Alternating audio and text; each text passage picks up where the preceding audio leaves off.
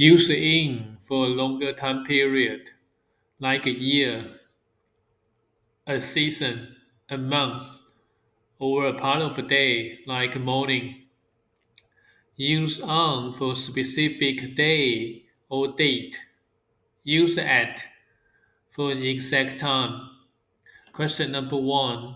I was born blank 2001. We use in because 2001 is a whole year, which is a long period of time. So we say, I was born in 2001. Number 2, we go skiing blank winter. Winter is a season, which is also a long period. That's why we say we go skiing in winter. Number 3, the fireworks start blank midnight. Midnight is an exact time.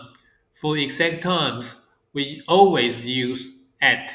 The fireworks start at midnight. Number 4, my birthday party is blank September 25th. September 25th is a specific date, so we use on. My birthday party is on September 25th. Number 5. I always wake up blank 7 a.m. 7 a.m. is an exact point in time, so we use at. I always wake up at 7 a.m. Number 6. He likes to read blank the evening. Evening is a period of time, not an exact hour. We use in. He likes to read in the evening. Number 7. The Renaissance happened blank the 15th century. A century is a very long period. Therefore, we say the Renaissance happened in the 15th century. Number 8. I started learning English blank 2018. 2018 is a year which is also a long period. So we use in. I started learning English in 2018. Number 9. We have a picnic blank Sunday. Sunday is a specific day.